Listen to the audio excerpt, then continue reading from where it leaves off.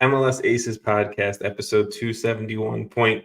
I don't know what we want to call this, but this is your host, Tom Sweezy, joined with Jason Vivang once again. No time for small Intros. talk, no time for intros. This is going to be arguably, or not arguably, I'm hoping, the shortest episode we've ever done in MLS. Meanwhile, we spent an hour and a half.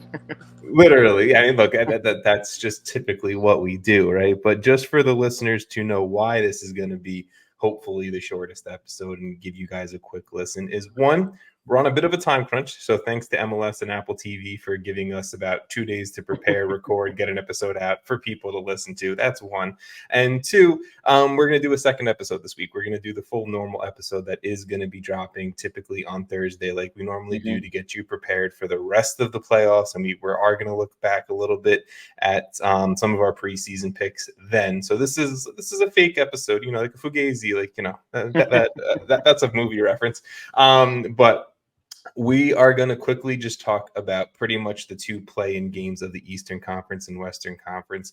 Charlotte FC versus Red Bulls, Sporting Kansas City versus San Jose Earthquakes, and just get straight into it. So, and Jason, then we'll give our picks. Yeah, exactly. We always do. We have to make picks. That's what the MLS Aces way. That's it.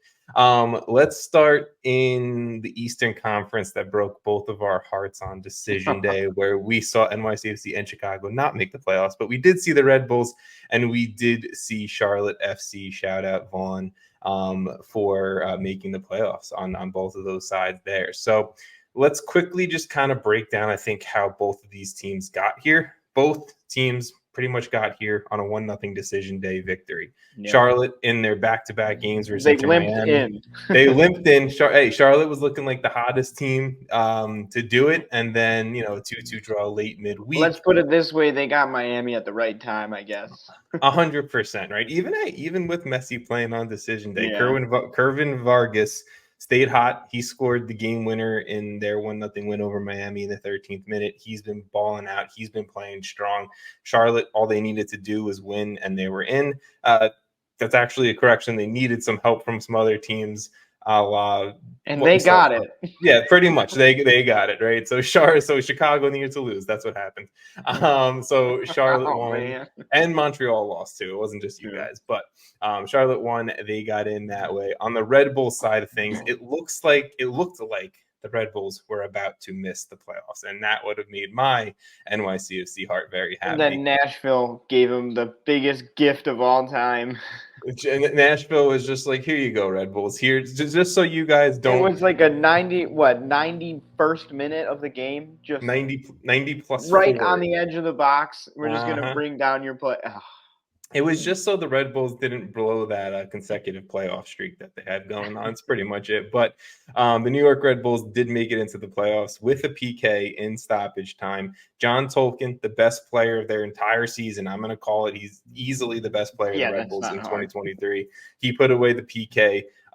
Maybe his best moment in New York Red Bulls history, but he put the PK away past Joe Wills. So far, easily. And it has to be. I mean, he's played great games. He's been arguably the best, but best left back in the league outside of maybe like Kai Wagner. But he's been annoyingly good. I'll tell you that much. I was at the game versus the Fire.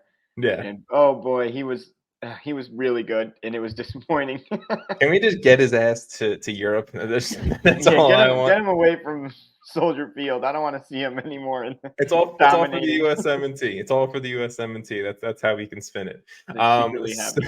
So on October 25th, Wednesday, October 25th, if you're listening to this day of drop, that's tomorrow. So you better get this in, and that's why we're going to talk pretty quickly about all of this. The New York Red Bulls are going to be hosting Charlotte FC at Red Bull Arena in Harrison, New Jersey. I will not be going to the game because Wednesday night we have to record the MLS Aces podcast. But this game is going to be an interesting one.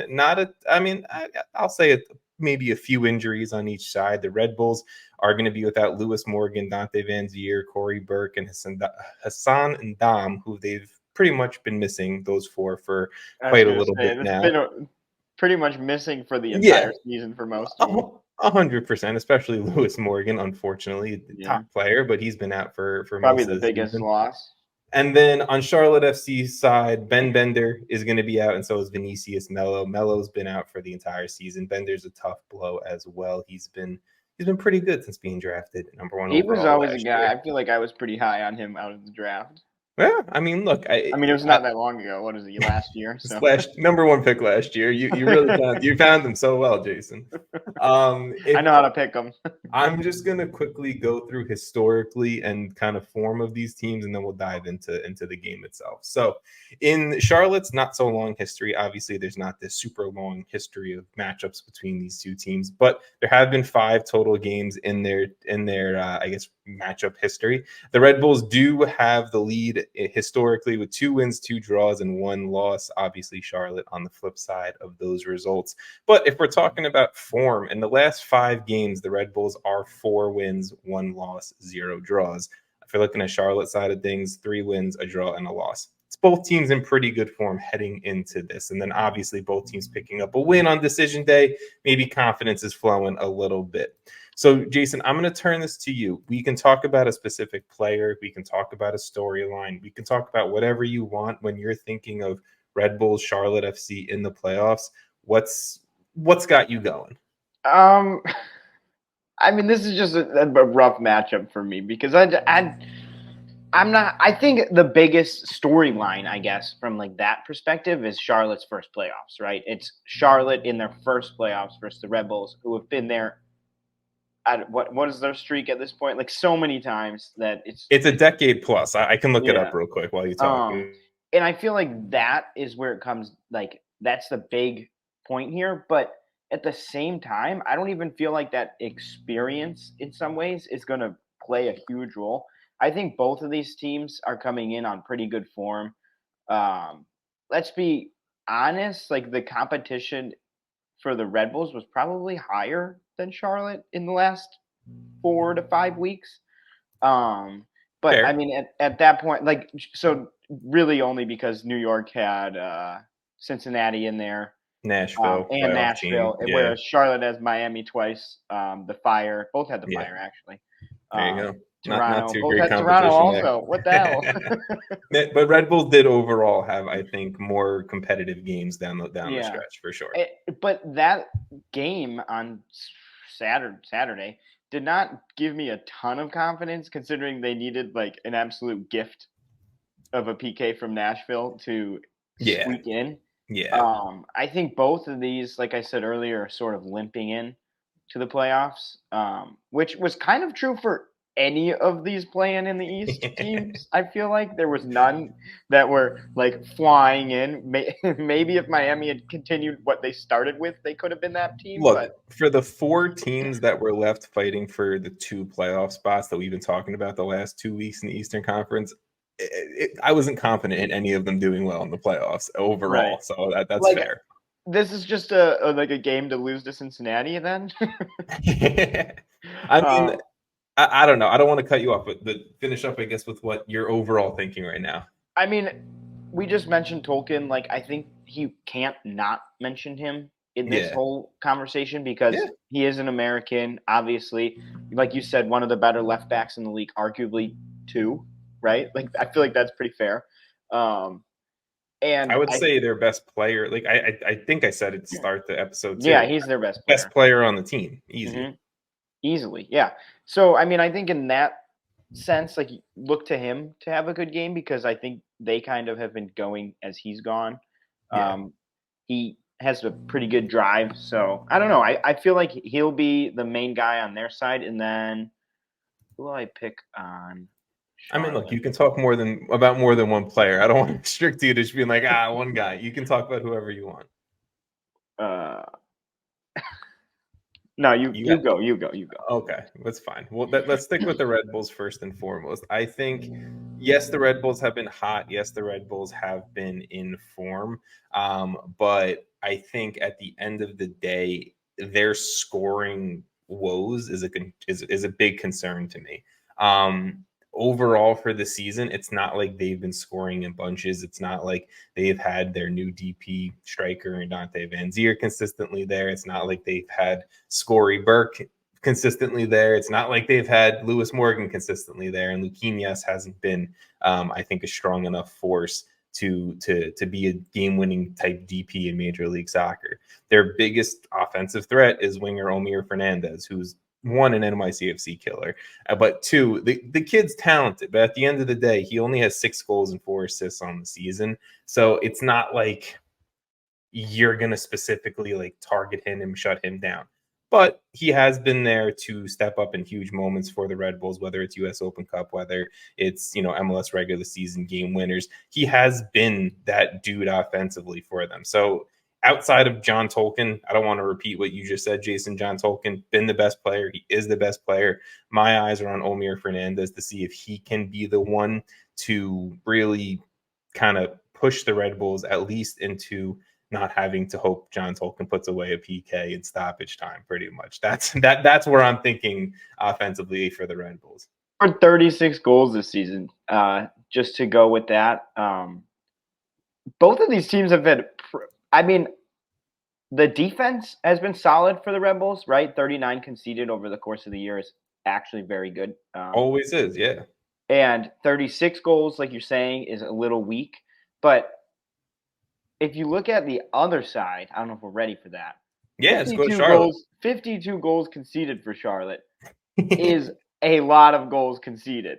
Like, if there is one team for them to find their form against, like, this could be the team. And I think the bigger issue for me, or the goals conceded is an issue, but I think one of the bigger issues for me when you specifically look at those goals conceded, and I don't have what that specific number is, I'm going to guess many of them, more than 75% of them, are late game goals, are goals that Charlotte FC are either giving away games or points. We saw it only a few weeks ago when their new left back, I'm not even going to try to pronounce his name, but the new left back that they got from Belgium during the summer.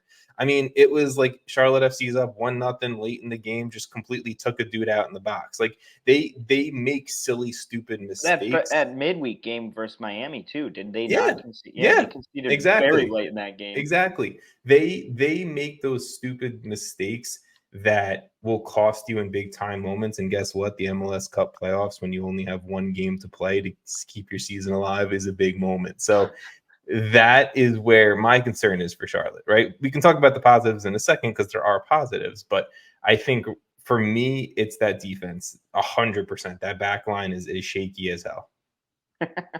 I mean, it's the truth, Yeah, I mean, I don't even feel a ton of confidence with them in the attack either. I feel like a lot of their, DP big name players like Swiderski, Copetti, I feel like they've kind of,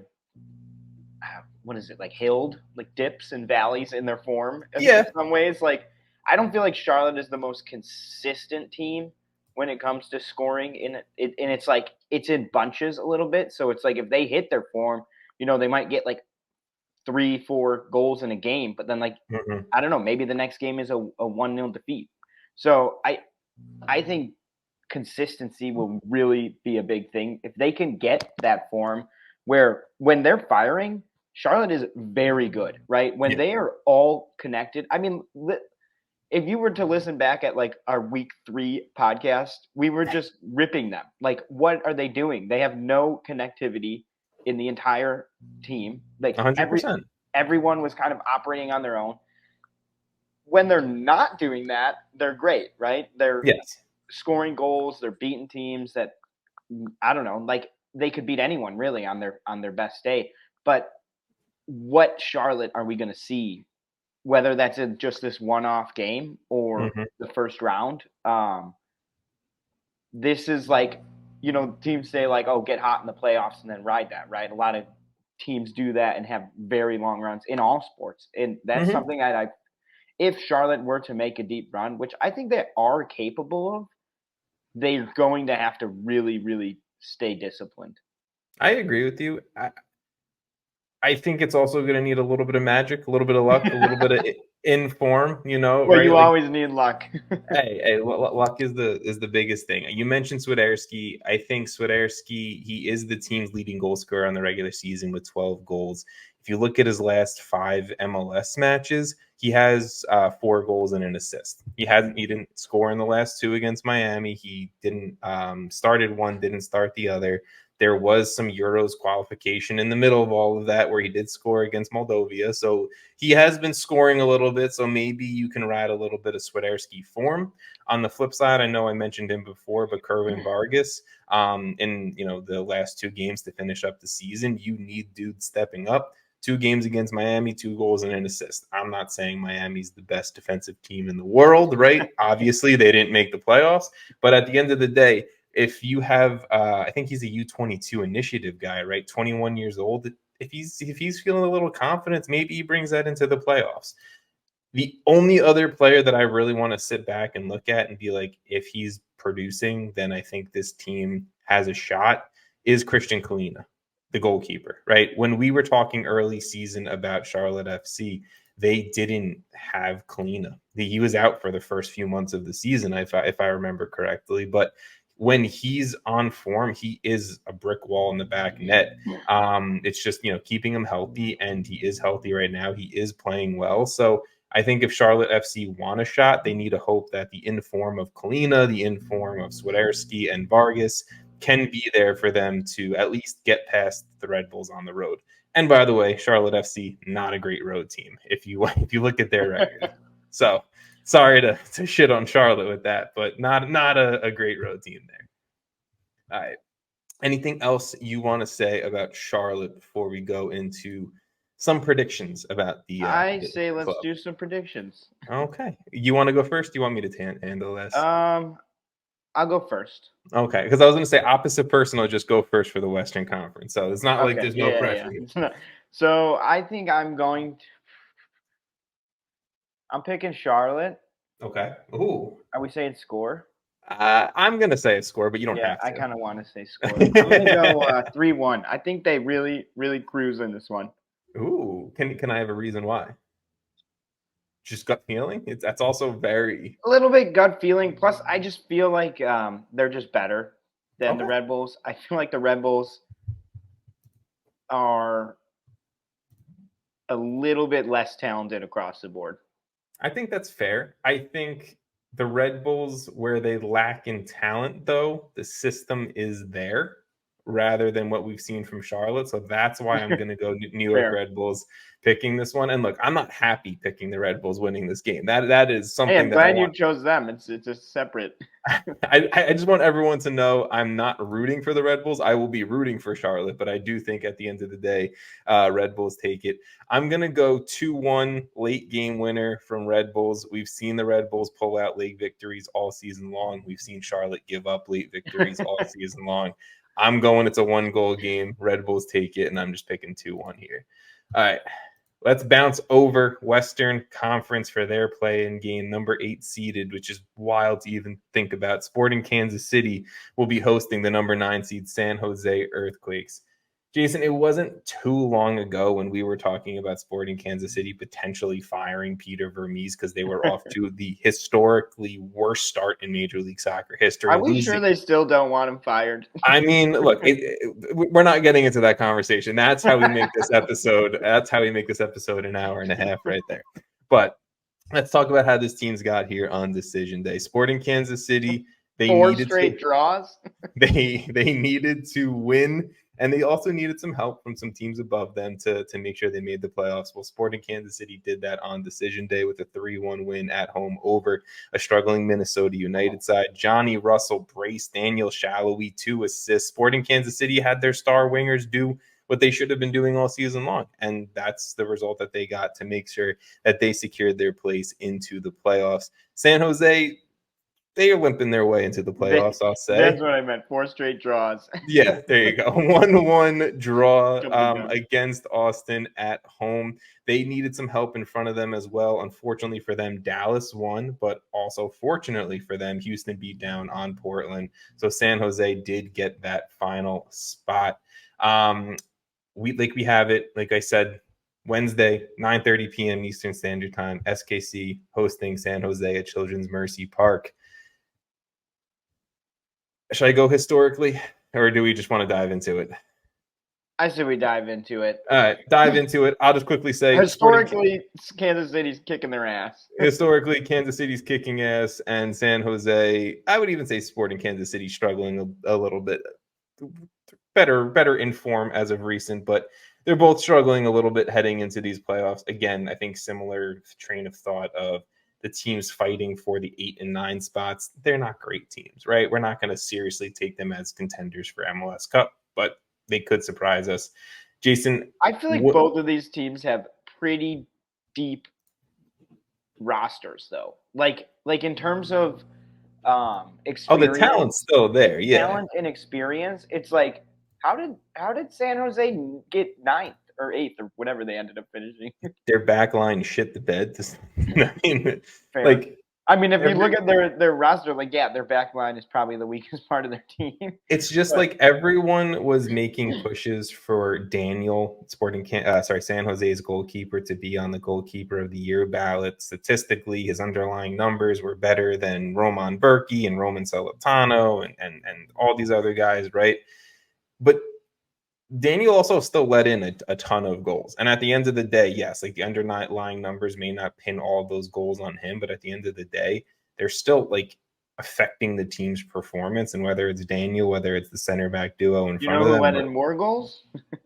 Tim Melia. Tim Melia did. Well, look, Tim Melia, first of all, I will not take any Tim Melia disgrace on this podcast. Shout out East Islip, okay? And the MLS website's wrong. Well, technically not. It says Great River on the MLS website. Great River is a section of my hometown, but it's a whole other thing, so I'm not going to get into that. But yes, Tim Melia did let in some goals as well. So I think the biggest weakness when I look at both of these teams is the defense. I think they have a ton in the attack, and that's going to make this for a very fun game. But I think defensively, these teams are going to fall apart quickly. This is going to be like a 4-3. Yeah, something like that. I completely agree with you on that. I don't have an exact idea of like number in my head yet. At least I want to break Kansas City hasn't had a clean sheet in 5 games. And I don't expect them to in this one. Which neither has San Jose. No. So goals will be scored in this one. Let's focus on one team for right now. Let's start with the hosting team, Sporting Kansas City. Is there a player or a group of players, position line, whatever you want to say, that you're like, okay, if Sporting Kansas City need to, win this game to move on to the next round, this group of people are going to get the job done? I feel like there's a very obvious answer for both of these teams on where the player, if you were going to name one, is going to go. Take the obvious if you want. That's fine. I'll go off the board if you need. I'm actually going not to, though. Okay. Okay, that didn't make sense. But I got what you meant. To be honest, think that their defense needs to step up. Right? Like we just talked about it. Their defense has allowed a lot of goals, right? Yeah. I think it's 51 on the season. We just talked about Charlotte letting a lot of goals. Like in their last few games, they have let in 4 to St. Louis, 2 to Salt Lake. I mean, they're winning some of these games, 3 to Nashville. They've lost a couple of those, but that's a lot of goals to be expecting. Obviously there's the attackers that are solid on this team, right? There's a lot of experience. Alan Pulido's having an awesome season. Mm-hmm. But it's the defense who really needs to step up, because I think at this point, what you get out of that attack is sort of what you can expect almost, or not expect, but like they're playing to what they should be doing, their output. Whereas the defense is just Swiss cheese and allowing so many goals that like a lot of these games are just unwinnable from the sense that they aren't giving their team even a chance. They're not giving their attack, like if they score 3, they might lose 4-3. Like my thing is give the attackers a chance to actually go and win the game. And in those games where they actually do kind of hold off a little bit, they're way better, right? Like. Yeah, their attack is good enough to where if they only allow 1 goal, they're probably going to win, Like no, and look, I completely agree with you there. I think, yes, it's easy to be like, It's and easy to say, don't let goals in, but for a exactly. team that is notorious at this point for letting goals in.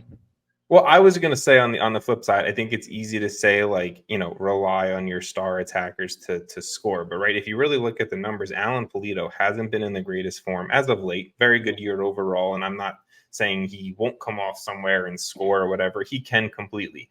Daniel Shallowy, he had 2 assists on decision day. He had an assist 2 weeks ago against St. Louis, but before that, getting effectivity in the box score hasn't really been there consistently. Johnny Russell, he scored 4 goals in his last 3 games for Sporting Kansas City. So he's really been the only one that's really We're a been huge Johnny Russell pod. we love Johnny Russell. We didn't get those Johnny Russell underwear a few years ago, but we love Johnny Russell. So I think, the point is it's easy to say like, okay, throw it on the dude, Johnny Russell, throw it on Shallowy, who's kind of been in form, and let the star attackers perform. Throw it on Eric Tommy, whoever you want to say. But I do agree with you. I think the back line for one of these two teams needs to step up. If it's for me, when I'm looking at Sporting Kansas City, it's Jake Davis, their kind of makeshift right wing back. The dude is who's the heir to Graham Zusi pretty much. He, for a young player, he's had a pretty good season, especially not a natural right back as well. So I'm looking at him, but I do think overall I'm in agreement with you that the back line needs to step up for SKC. San Jose.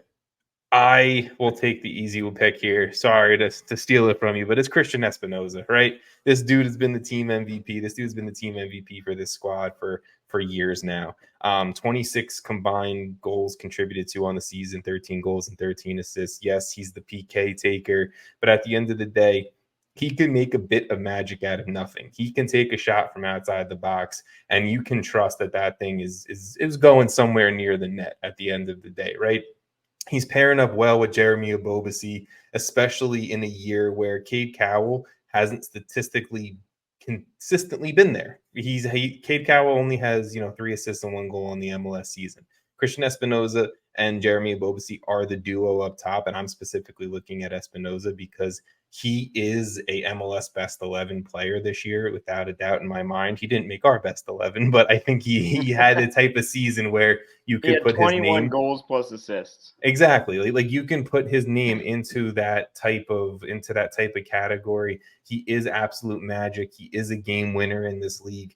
So I look at Christian Espinoza that if he can take advantage of a poor SKC back line, he will. And so will Jeremy Ebobisse, especially, his just absolute knack for finding space and getting the ball in the back of the net. Yeah, I mean, it's really hard to look at this team and not immediately go to Christian Espinoza because he has been so good. He's sort of like the engine, right? Like this team goes as he goes. It's like when we were talking about Almada with Atlanta for the longest time. Like Christian Espinoza is going to be the guy in this game, right? He has to. Like this is the point where it's like this is why you have a player like him, right? If he doesn't show up in this game, what's the point, Like you said, arguably MLS best 11. This guy was 7th in goals plus assists in the entire league. So he was only 6 off the lead, which is just crazy. For a team that is kind of mid, like throughout. Wow. You just threw out some Gen X shit right there. Like this team's so mid, bro. I don't know, man. I don't think like Ebobisse's obviously good. Cade Cowell, like regardless of the stats, I feel like he's always sort of a threat. Fair. So even in those games where he's not doing something, it's still like you're marking him every time. You're watching those runs. I think that this San Jose team has more attacking talent where it's going to put a lot of – I think both of these lines will be heavily pressured, these back lines. For Kansas City and San Jose. And I would argue that San Jose will probably, if they can control the midfield, so I guess I would probably take the midfield group as the group for them. Okay. Because if they can control the midfield with Jackson Ewell, Guerrezo. Guerrezo, I think in that sense, it allows the connection to happen between the attackers, Christian Espinoza, Abobase, Kyle. Like, I don't see how Sporting Kansas City can stop that. So I feel like whoever wins the midfield in this game is probably going to win the game.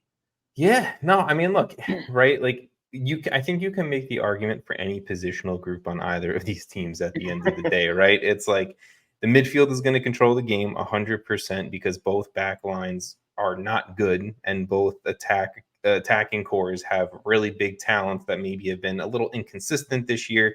I would argue outside of Christian Espinoza has been pretty consistent for most of the year. The only other player that I just want to give a little bit of a shout out to on San Jose that, again, if we're going to say the Sporting Kansas City, who needs to step up on the back line, my pick was Jake Davis. Who needs to step up on the San Jose back line? It's Rodriguez, their center back. He's been very good. He has been, I would say, the only bright spot on a bad back line. It's tough to impact the game from just one singular center back position, but he needs to be the one out there making tackles, making plays, breaking things up. Like, he has to do it, right? And support Daniel, who I'm not trying to shit on the kid, but he's not even a kid. I think he's older than us. But whatever. He has been good, but I don't think he's been this, earth-shattering type player. But he needs to be there to also support Daniel as well. So I like Rodriguez. I think he's been very good. He was one of my sleeper best 11 picks, but at the end of the day, you can't justify a team this bad defensively getting a best 11 center back. But I like him a lot. I think he needs to step up if San Jose want to win. Jason, let's get into the picks, and then we'll get out of here, and then we'll do a full episode again Wednesday night recording for everyone listening Thursday. I'll go first since you did the Eastern Conference pick first. Not super happy about going first here, but I'm going to say this is a 3-2 win because, I think you and I both agree there's going to be a lot of goals scored in this one. I'm going to go 3-2 win Sporting Kansas City. Main reason why I say that is Sporting Kansas City, very good at home this season. San Jose, very poor on the road this season. Yeah. Both of these teams are bad on the road. So I'm pretty sure San Jose is like winless in 5 or something. Maybe so more, I think Sporting Kansas City are going to take this mainly because they have the more informed group right now, and they're better at home than San Jose. San Jose is worse on the road than Sporting Kansas City. It's all lined up for a 4-3 win for SKC to keep it going. This worked out. I'm picking the Road Boys again. Ooh. I'm going with San Jose. I think it's gonna go to extra time. And I really don't want to say 4-3, but I'm gonna say 4-3. Hey, that's fine. I almost was gonna go ultra rare 4-2 extra time. Did I say 4-3? You said 3-2. 3-2, that's fine. 4-3, 3-2, that's fine. Look, there's going to be a lot of goals. If you enjoy goals, I would say tune into this game. Please, now don't disappoint us. It's 1-1 yeah, draw. Exactly. Time. It's a clean sheet. The back lines are playing out of their mind. Goalkeepers making saves everywhere. I mean, look, it's Major League Soccer. It's the MLS Cup. It's the MLS Cup Playoffs. That's what's going to happen. This has only been a mini episode. We still went 30 minutes, but this is everything you guys need to know, watch for when you watch these play-in games this Wednesday. Stay tuned this Thursday for Jason and I to be back to talk about the full span of the MLS Cup playoffs, a few other things in between. But Jason, talk to you in 2 days, guys. Enjoy the MLS Cup playoffs, and we'll speak again soon.